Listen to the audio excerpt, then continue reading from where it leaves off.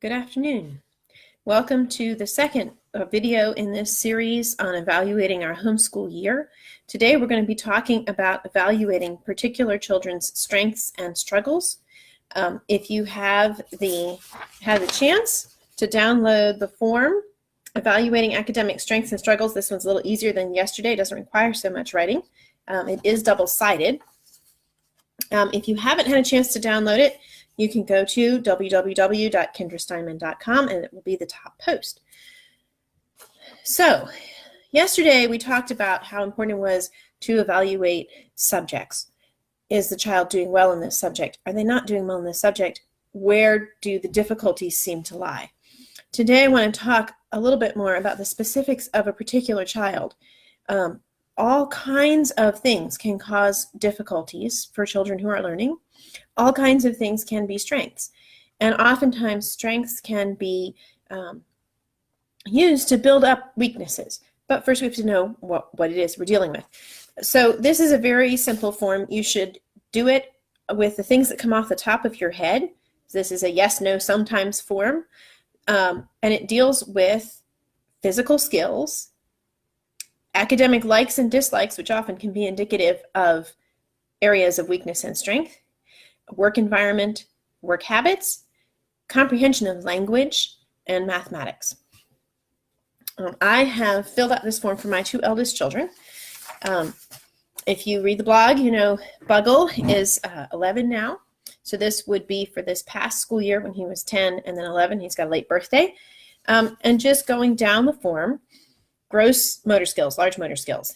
My child sits up straight at the table or desk. Yes. My child rests his head on his hands. Sometimes. That's actually important.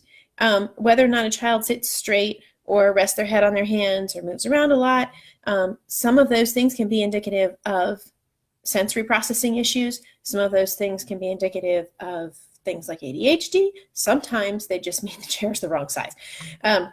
My child moves around and wiggles. No, not really. My child kneels at a table or desk. No, not really. He's nice and tall. Other, I don't have anything else in this category for him. He sits pretty still. Fine motor skills. My child's work is legible and neat. No. My child still has trouble with putting spaces between words. My child is easily frustrated by writing. Yes. My child likes to color and draw. No. My child has a good pencil grip. Yes. And then academic likes and dislikes. He likes math. The thing that's most likely to cause a meltdown is, big surprise, something that requires writing. Work environment. Does he like a quiet space? Does he like a loud space? Is he easily distracted? Work habits.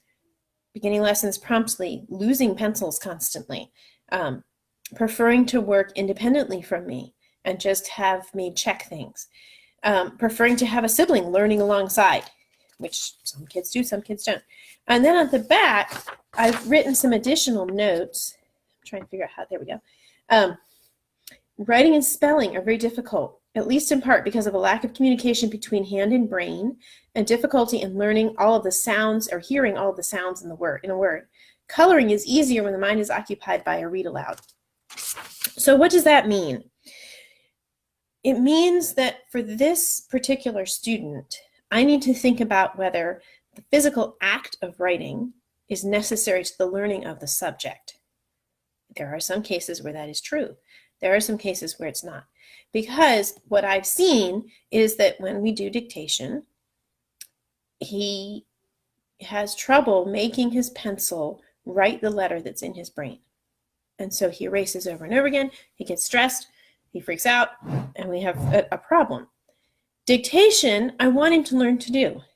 But the same problem occurs in Latin. Do I care if he writes in the Latin book or types the answers? Not really. So there, I'm going to make a note to myself. Okay, next year, his Latin should be something that he types. And we need to make sure we keep learning how to type. Let's take Mouse, who this should have been 9 and 10 this year, doing mostly 6th grade level work. Completely different child. My child sits up straight at the table or desk. Sometimes. My child rests their head on their hand. Yes, frequently. My child moves around and wiggles constantly. My child kneels at the table or desk. Sometimes. my child's favorite subject, anatomy and drawing. Least favorite subject, math. And then on the back, I made a note. Why? Subjects that require intense focus or have multiple steps are not easy for her. She's highly distractible. And those kinds of patterns begin to appear. And one of the things that I see is that she prefers to have a sibling in class with her, but he doesn't. So even though their work is very similar, putting the two of them together for many classes is probably not a good idea. She wiggles too much and fidgets and drives him nuts because she's not following the rules.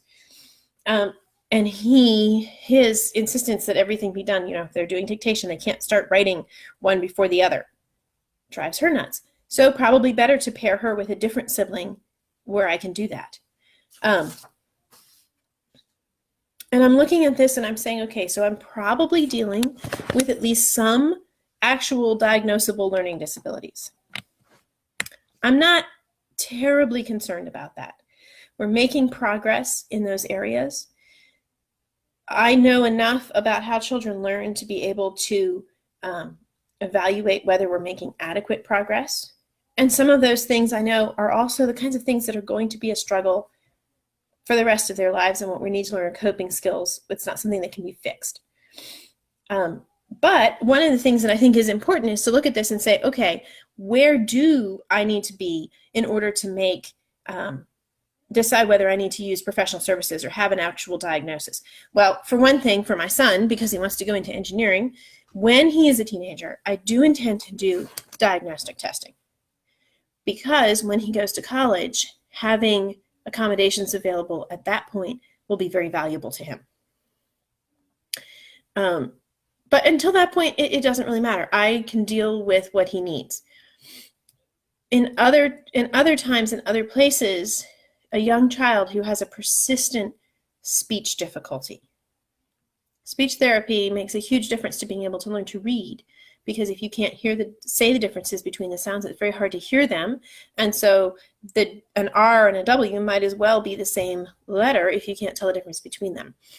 A child who is all over the place and exercise doesn't help, and having extra time to move, take brain breaks and wake yourself up by doing jumping jacks and those kinds of things don't seem to help, may have sensory processing issues. They're looking for input, may have ADHD, may have a combination of those. And there are coping skills and there are coping mechanisms, and sometimes even medication can be helpful, or diet changes can be helpful in those areas. And sometimes what you need is somebody who has more experience with that specific issue. So this kind of form can help in figuring out, okay, is this a persistent problem? I'm answering yes, yes, yes, yes, yes to some of these. Then I might need to think about, okay, what's going on here that's a bigger picture. For instance, if in the gross and large motor skills, the answers are indicating the child moves constantly, flips around in their chair, prefers to read their book hanging half off the couch, and the fine motor skills are showing at the same time that fine motor skills are low. So their work is hard to read. They get frustrated by writing. They don't like to draw in color. Their pencil grip is iffy, and you have other things there that you've put. They get distracted easily. They lose things all the time. They have any subjects that requires more than 10 minutes worth of work is a hard subject for them. But you may at that point want to say, okay, having some testing done and seeing, are we dealing with an ADHD type problem? Are we dealing with a language processing problem that makes it hard to focus because the child is taking so much time figuring out what's being said, they don't have the brain energy left to figure out something else. Brains are muscles. They get tired.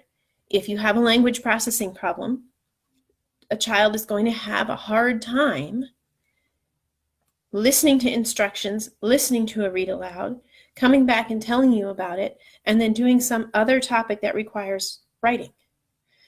If you have a child who struggles with the physical act of writing, you got the same thing. And so when you plan your year, you don't want to give them subject after subject after subject in a row that requires having a pencil in the hand and forming letters.